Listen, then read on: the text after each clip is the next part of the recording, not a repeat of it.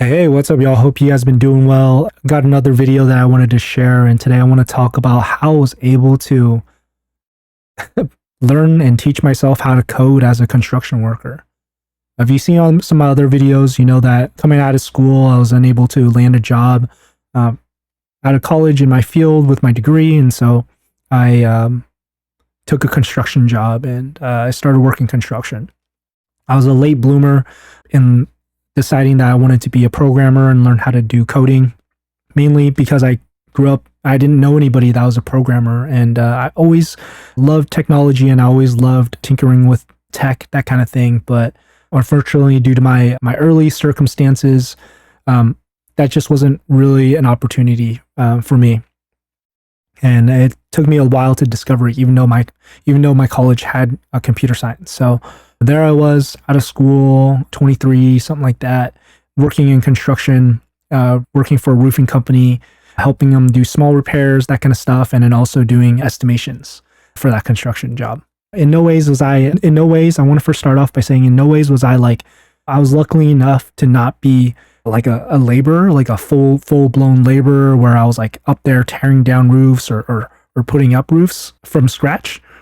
And so I was very lucky, and this story is going to be kind of from a perspective of somebody that's like did also worked like kind of a hard blue collar job, had a goal to learn something else, to break out of that, basically to be able to pursue my passion and learning how to code, and how I accomplished that while working a job, commuting, all that kind of stuff.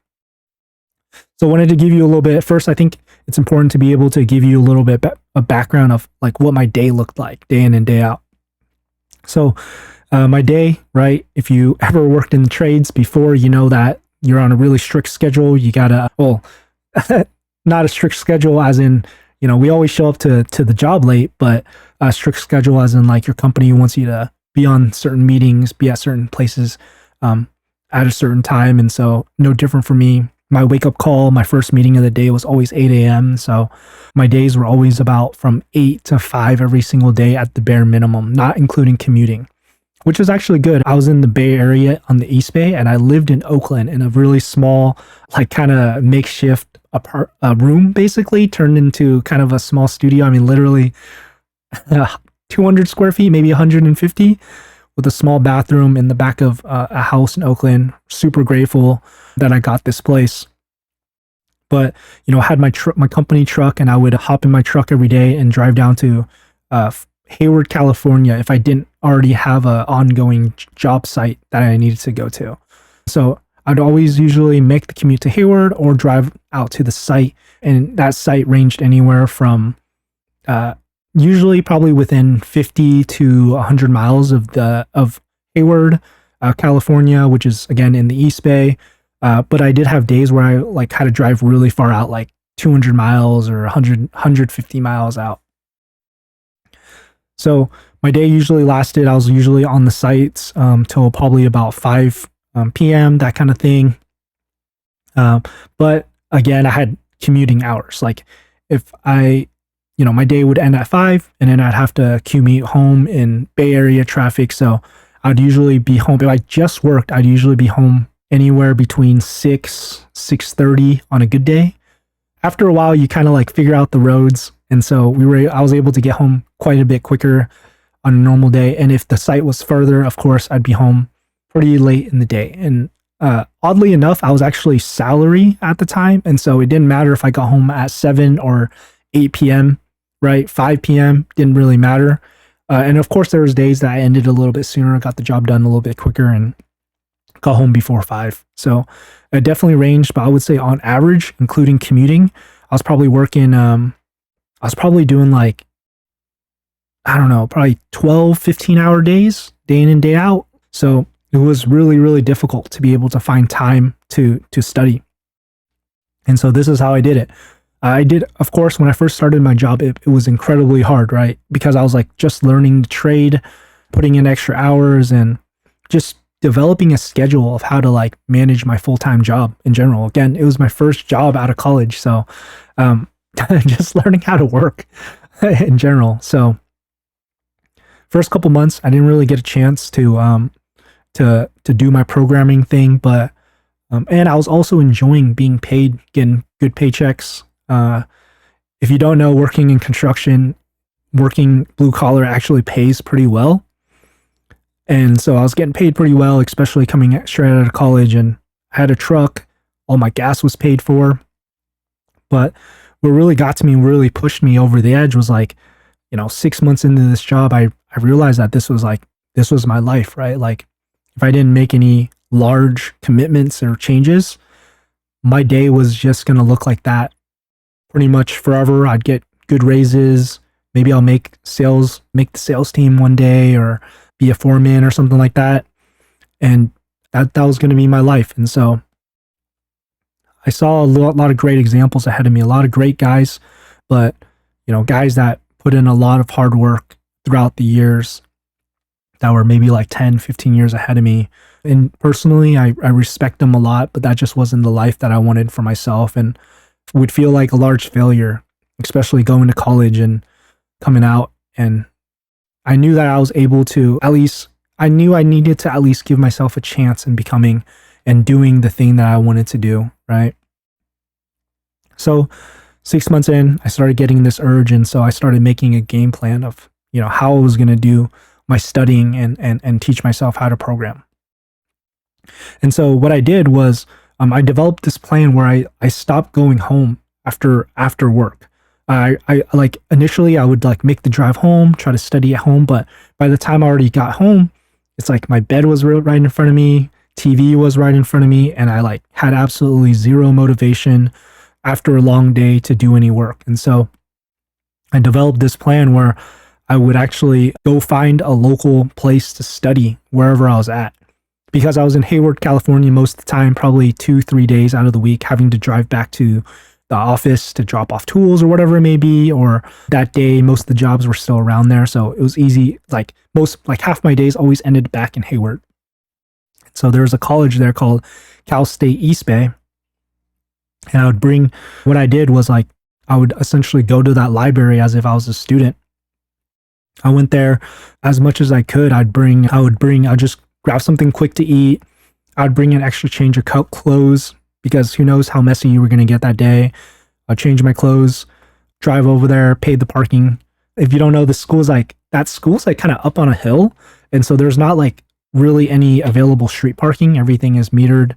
And so I'd pay the parking, which was like, honestly, if you know Bay Area parking, it was like $10 to park there for a couple hours. Pay the parking every single day, go to the library, change out in my clothes, and just sit there like a student day in and day out. I would do that. That was really effective, and I think that most of my learning actually came from doing that every single day. It was like once I switched into my new clothes, like my regular student clothes, I guess, not in my steel toe boots, I felt like it was like I had like two different personas day in and day out, right? I had like my construction persona, but then I would go into these libraries and like I never made a single friend there. Nobody would know who I am. Just blended it into the crowd. Wasn't taking any courses or anything. I would sit in the corner and just put in the work that I needed to learn. At the time, I was learning JavaScript, so I was doing things from doing Code Academy, the website, reading the Eloquent JavaScript, and then also a ton of YouTube, that kind of stuff. So that was all fine and dandy, right? And one awesome part about that was that there was days where, like, don't get me wrong, right? Like, this might sound like I did this for 5 days a week, but I truly didn't. There was off weeks where I didn't show up. But what really helped was there was many days where when I didn't have the motivation, I'd even just go for an hour at a time, 30 minutes, like literally just showed up, especially days that I was incredibly stuck, right? Where I was just stuck on a topic where I wasn't making any progress. I think even showing up, paying the parking pass, getting into a change of clothes really at least helped me build that habit of showing up every single day, or as much as I could, to that library.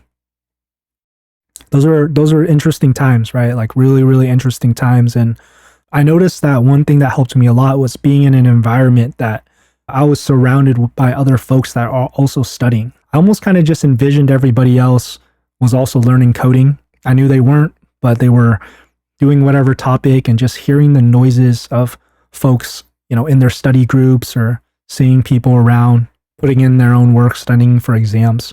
It was just putting myself back into that environment versus trying to do this in my own home, where it's just like me versus the TV, and overcoming the obstacle of just turning on the TV, kicking back, and doing nothing for the rest of the day.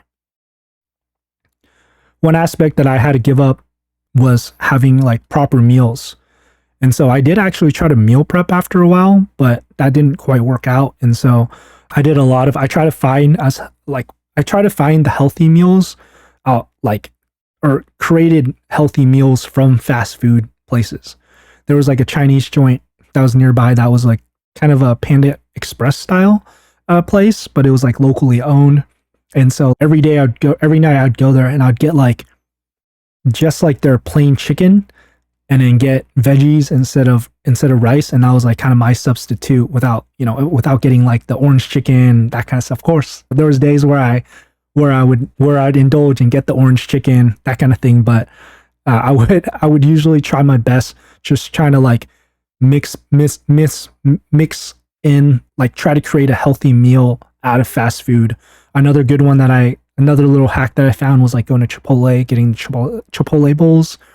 That seemed like it was pretty healthy at that time, or as healthy as it gets.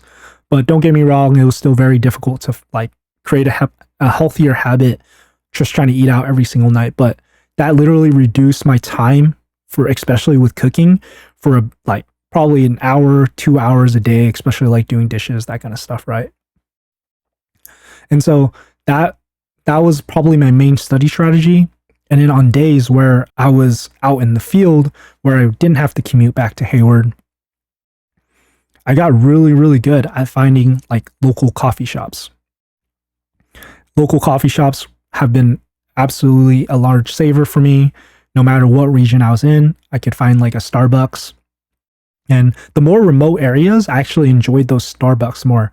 If I ever had to go out to the middle of nowhere, California, the Starbucks there were usually really clean. And so I was like, literally, like if you looked at my phone, it was just like every day I was just searching Starbucks near me, or like coffee shop near me. And so spent a ton of time at Starbucks and coffee shops all around the state. And that's kind of how I got my studying in if I was away.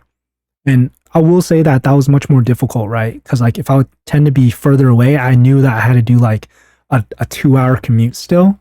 And so those were definitely difficult days where I couldn't put in like that 3 hours of studying.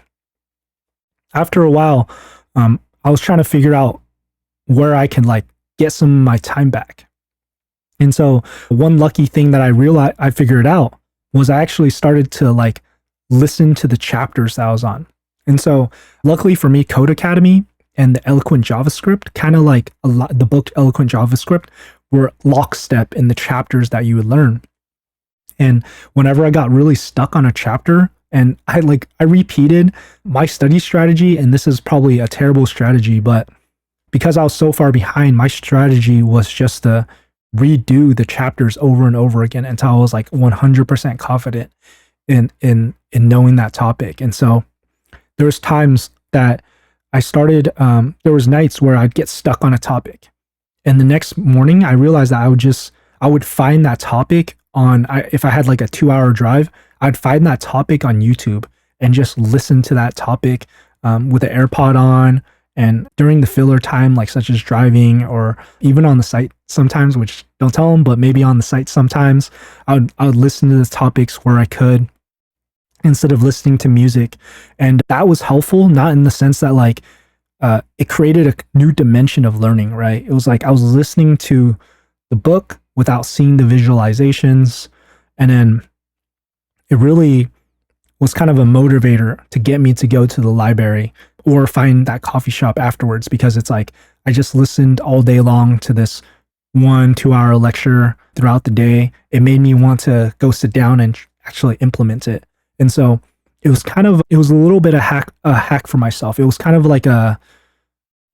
basically like a pre-workout to the actual workout of coding for me day in and day out. It was a big grind.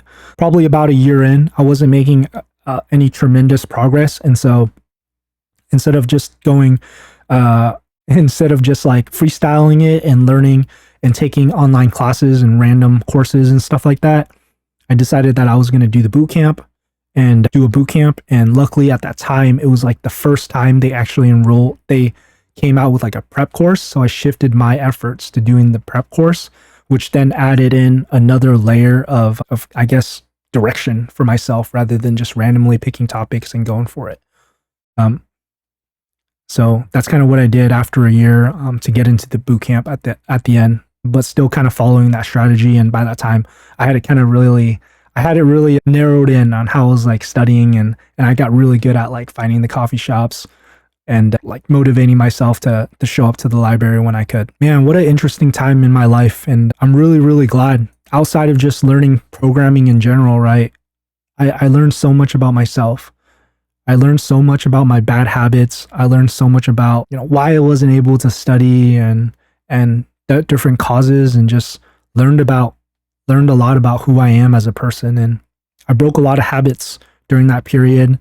And I think till this day, it was one of the most, I guess, like adventurous time periods I had, right? Like a lot of people would say traveling is their most adventurous, or going on vacations, but I can't express the feeling of like, what I was learning day in and day out. And just like I was out of the house from 7 a.m. till 11 every single day for like a year straight. And so it was just such a rewarding period. And then, looking back, I think that period is like, without that time period, without forcing myself to do that, I don't think I would be where I am today. And so I just wanted to be able to share that story.